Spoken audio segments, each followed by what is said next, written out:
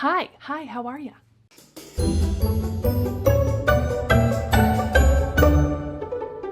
A lot of new faces around here. Hi, welcome. Hi guys, welcome back. If you are new here, hi, welcome. My name is Sarah, and today I'm gonna tell you a terrible story, and I'm gonna keep my hands busy by putting on my makeup. It's a thing. In today's episode of Crue Trime, Crue Trime. Why do I do that? I don't know. Crue Trime. Today's story is about Marc Evonitz. So today's story actually has a little bit of a happy ending. I mean, there were terrible things happened to many people, but it was a happy ending for one in particular. So you know what I'm saying, right? Right. I'm not really featuring the makeup as I'm telling the story, but everything's going to be listed down in the description box if you're interested. All right, let's get to it. Richard Marc Evonitz was born in Columbia, South Carolina on July 29th, 1963. His parents were Joseph and Tess Reagan Evonitz. He was the oldest of 3 children. He had 2 younger sisters, Kristen and Jennifer. And since his dad's brother was also named Richard, he went by Marc instead. So Marc was a good big brother, but, things were far from good. Marc's parents' marriage was a total shit show. His father, Joseph, was verbally and physically abusive, and he had a major alcohol problem. So he and Tess fought constantly. They struggled financially, and they were pretty flagrant about their infidelities. Marc's father was having an affair with the neighbor down the street, and he used Marc to deliver messages to and from her. His mother, Tess, started a prison romance relationship with a man named Perry Devereaux. He was a convicted rapist and murderer, so, a swell guy. Marc's parents eventually did divorce and they each remarried, but after growing up in that kind of environment, damage is done. All right, so after high school, Marc enlisted in the Navy and he worked as a sonar technician. And in 1987, Marc was assigned to the USS Kolsch, and he was stationed at the Navy base in Mayport, Florida. On the afternoon of January 3rd, 1987, Marc was driving his car in Orange Park, Florida, when he pulled up next to 15-year-old Kelly Ballard, who was walking along with her 3-year-old sister. Well, Marc pulled up next to them walking, and he showed off his wedding tackle. You know what I mean? His bits. He was jerking the gherkin. You know what I'm saying? Pervert alert. So Kelly grabbed up her sister, and ran off. Okay, so the next day, Kelly saw Marc walking into a video store. She was with her mom, of course, pointed him out, and then they hurried out of there and called the police. They gave the police his license plate number from the car that she recognized. All right, so it took a little while for police to, search the records and things like that. And by the time they confirmed the owner and tracked down his address and all these things, he was actually deployed. He was out to sea on the ship. But no worries, man, because those charges were waiting for him when he pulled back into port, and he was arrested for lewd acts in the presence of a minor. I mean, that seems reasonable, right? You got to keep your privates private. That's why they're called privates. Okay, so Marc pled no contest and he was sentenced to 3 years of probation and a $252 fine. He never revealed the details of that Florida court case to his family. He did have to register as a sex offender in Florida, so I guess that's something. Well, the Navy knew about it, of course, and they weren't down with that shit, so they busted him down in rank, and then the rest of his military career was pretty much tanked. And with this stain on his reputation, rightfully so, I'm sure the Navy's core values did not, make allowances for that sort of deviant behavior, so it was over for him. Plus, he was already having trouble with alcohol abuse and getting in trouble with all that, so. In 1988, Marc married Bonnie Lou Gower. She was 16. He was 25. So Bonnie was a friend of Marc's younger sister, and she had a crush on him when she was growing up. So Marc is really starting to solidify this pattern of behavior and a proclivity. You like that word? It's like a $5 word. Proclivity. And a proclivity for younger girls. During Marc and Bonnie's marriage, Marc's sexual behavior with her was alarming, but because Bonnie was so young, she didn't know any better, right? She told investigators, later on, their sex life was normal. He'd come home from work and he'd blindfold her and then rape her for hours at a time. Totally normal. people getting creative in the bedroom is, it doesn't make you a sexual deviant, okay? But what I'm saying is that there is a line, and this was very much over it. In 1993, Marc was finally discharged after 8 years of total service. He and Bonnie relocated to Spotsylvania, Virginia. He worked as a salesperson at Kaiser Compressors in Fredericksburg, which is, nearish. Women at the place where Marc worked, they avoided him because he was just like super creep vibes. He was pervy and he made really inappropriate comments and really lewd, disgusting jokes. Good old sexual harassment. So that job did not last very long. He moved on to another industrial type sales job in 1995. In June of 1995, two sisters, one aged 11 and one aged 13, were home alone after school in Spotsylvania, and a man with a gun and handcuffs broke into the house. We now know that that man was Marc Evonitz. He locked the younger sister in the bathroom while he handcuffed the older sister, and then he raped the older sister, and then he fled after he was finished. Marc was never named as a suspect in that crime, found out later. So Spotsylvania, Virginia is a small community about halfway between Washington, D.C. and Richmond. It's a slower paced kind of a town, pretty rural, but very safe, typically.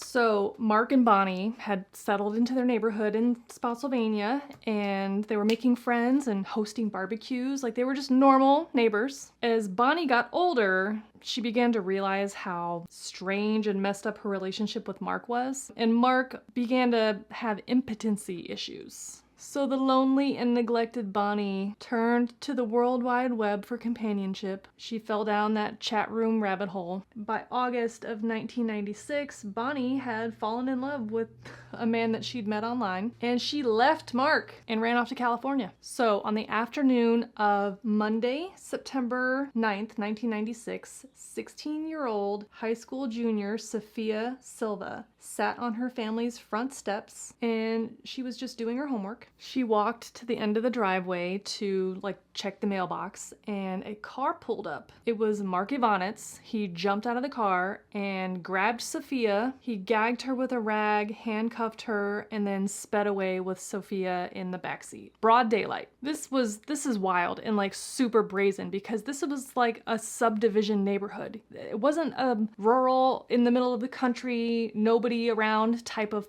it was a neighborhood. So Sophia's sister Pam went out to check on Sophia, and all she found on the porch was her backpack and an open can of pop grape soda. There was no sign, no yelp, no screaming, no signs of struggle, nothing. With Sophia, Marc sped home to his now empty house, and he screamed into his garage, pulled in fast in a huff. As you do when, I guess, you've just kidnapped a child. He actually was driving so crazy that one of his neighbors actually came to Marc's door to confront him, dude, you're driving crazy. What's going on? And Marc just sort of brushed him off, Can't talk right now. I bet Marc can't talk right now. So inside his house, Marc tied up Sophia. And remember, Marc had been suffering from, some erectile dysfunction, and he wasn't able to perform. So in frustration, he strangled Sophia instead. So he wrapped her up in a blue blanket, tied it up with a rope, put her in the trunk of his car, inside the garage so nobody could see, and then drove her about 30 miles to a more country, remote type area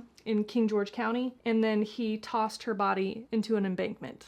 When it became pretty clear that Sophia wasn't just, taking a walk, her family called the police right away. And Sophia she was a good student. She was a good kid, popular at school. She was a member of the drill team. She wasn't just some troubled teen who would have just ran away, So a huge search effort was launched with hundreds of volunteers. America's Most Wanted even did a feature on the story, which, by the way, could we bring back America's Most Wanted? It seemed like it worked.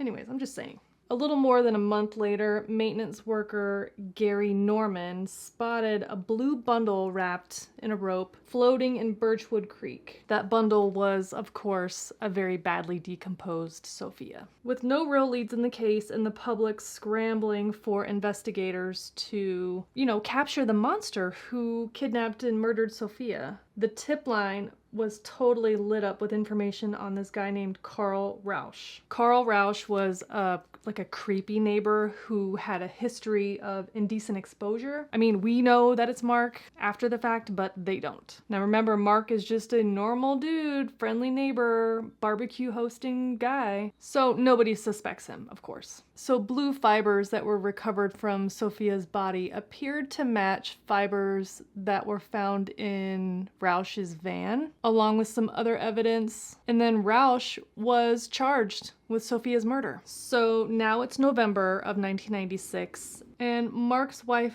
Bonnie briefly returned from California. She was considering a reconciliation with Mark. She soon realized that this was like a lost cause, and then she returned to California permanently, and Mark fell into a deep depression. All right, hang on.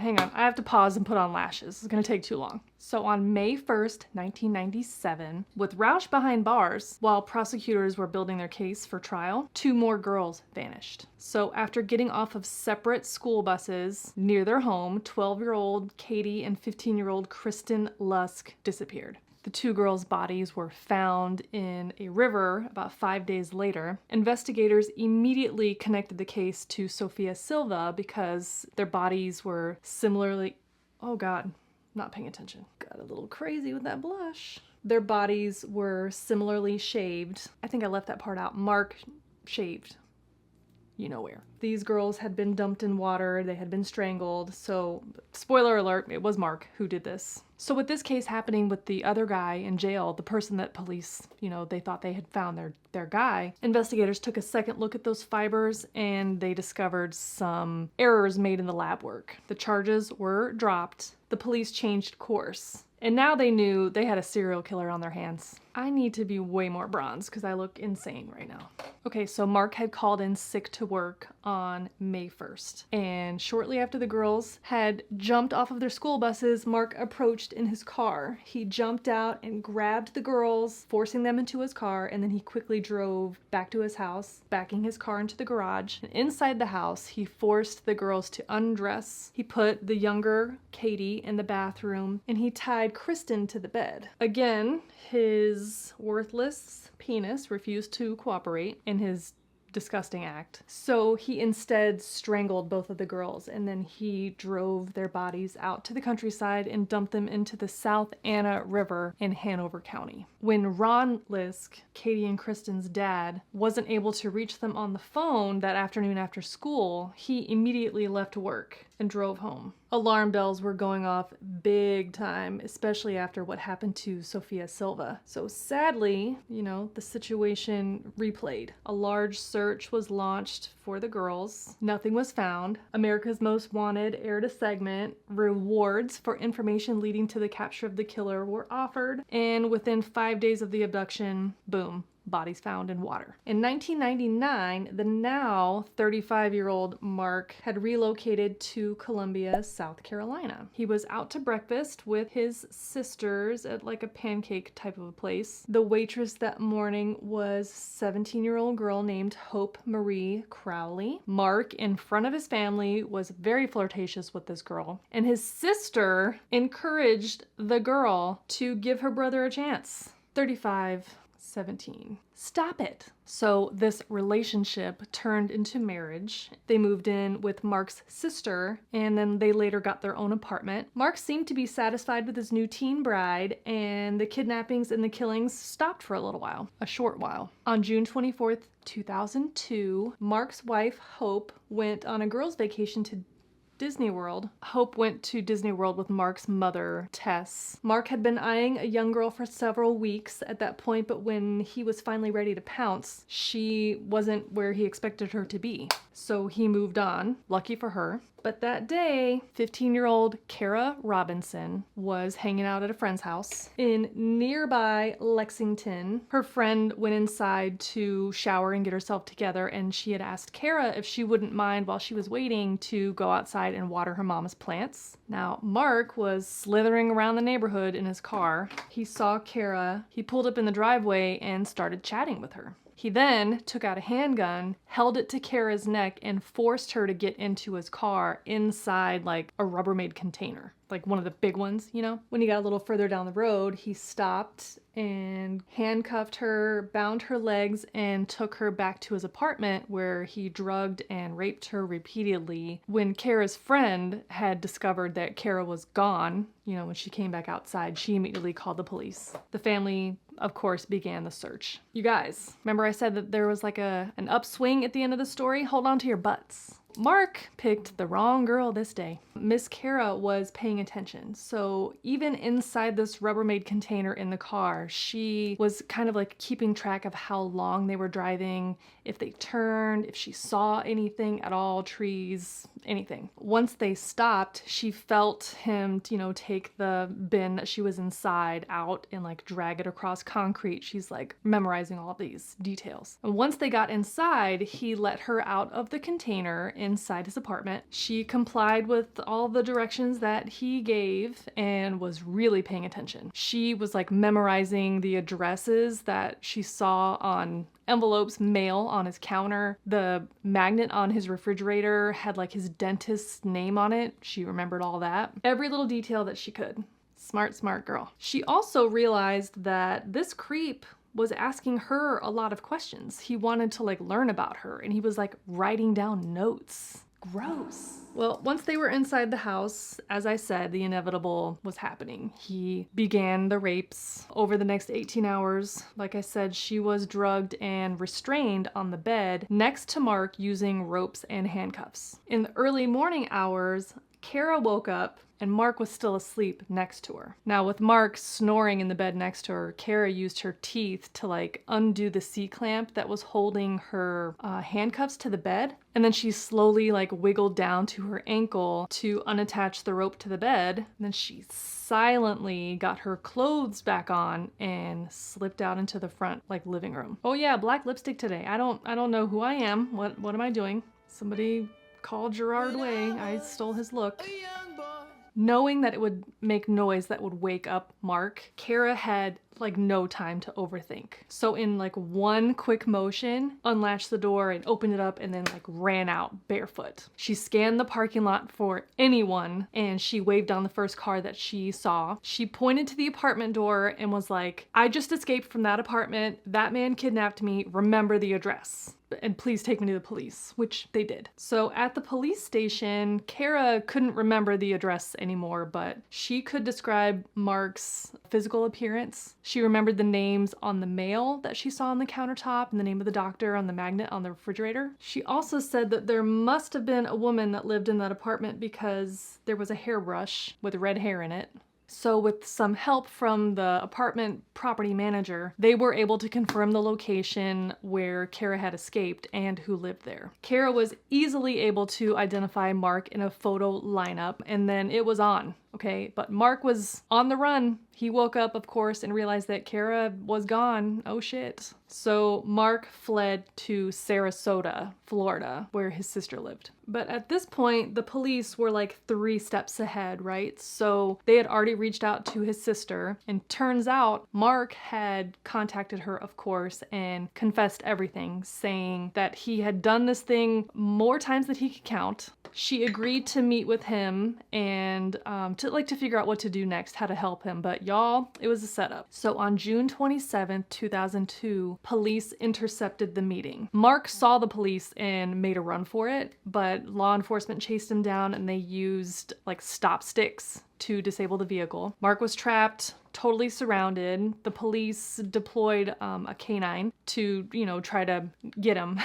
The dog bit the shit out of him, and when he finally let go, Marc put a gun to his head and ended his life. A few days later, police searched Marc's South Carolina apartment home, and they found a lockbox that linked Marc to the 3 Virginia murders that I told you about earlier. And inside were personal items, like trophies from the girls, right? Newspaper clippings, notes, and underwear. So forensic evidence also revealed that there was a handprint on the roof of Marc's car, like his trunk, and the fibers that were found on those other bodies matched carpets from inside his home and his fuzzy blue handcuffs. And police were able to get that evidence because of the information that Kara was able to provide. So, who got the reward money? Kara Chamberlain not only survived being kidnapped and brutalized, she got a giant payday, and it paid for her college. The Richland County Sheriff, Leon Lott, was the lead on the case, and he took Kara under his wing. When Kara started looking for a summer job, Sheriff Lott offered her a position in the department. She started doing administrative work and continued it through college, and she loved the sheriff's department so much that she decided to combine them both, and she became a school resource officer. She went to the police academy, and she kept her